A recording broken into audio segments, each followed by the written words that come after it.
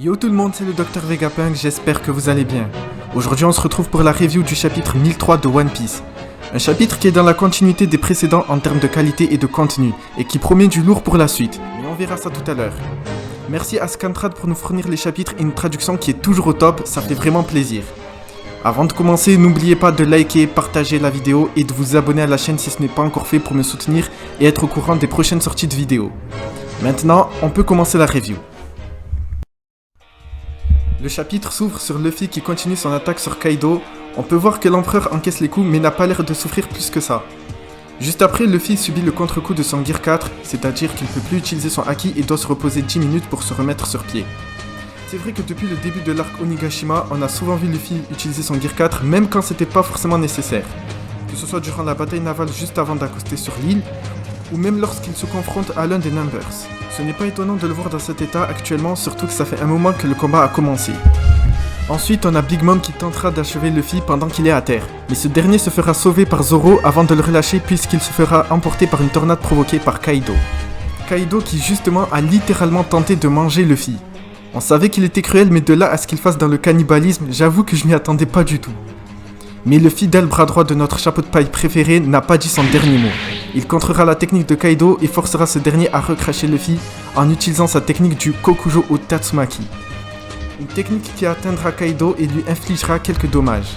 Et clairement cette double page même, est de loin ma préférée du chapitre.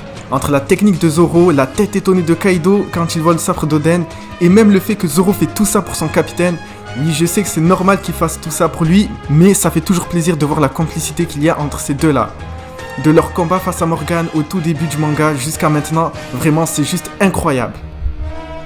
Mais juste après, Kaido réplique avec une tornade encore plus puissante que la précédente, détruisant une partie du toit qui tombera sur ceux qui combattaient en bas. Plus tard, nous avons l'apparition du CP0 dans ce chapitre, qui n'ont pas l'air de vouloir prendre part au combat puisqu'ils veulent que les pirates s'entretuent entre eux, pour ensuite les ramener à la marine à la toute fin, j'imagine. Alors je m'attendais pas à ce qu'ils aient un rôle important dans cet arc, mais j'avoue que j'aurais préféré qu'on sache au moins qui ils sont. Je comprends pas pourquoi Oda persiste à leur laisser leur masque, surtout qu'on connaît déjà l'identité de certains d'entre eux, comme Lucci ou Stussy. Alors peut-être que ceux qui sont présents sur Wano sont des personnes que l'équipage a déjà rencontrées et qu'Oda veut garder leur révélation en réserve pour maintenir la hype. On verra bien, mais en ce qui me concerne, j'espère qu'on en saura plus sur eux très vite. Et enfin, on arrive à cette fameuse dernière page. Kaido qui nous lâche sa forme hybride tout en riant avec Big Mom en disant qu'il s'amuse bien.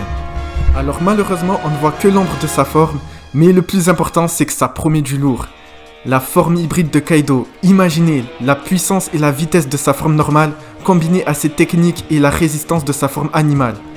Le personnage était quasiment invincible jusqu'à maintenant, mais là ça va être d'un tout autre niveau.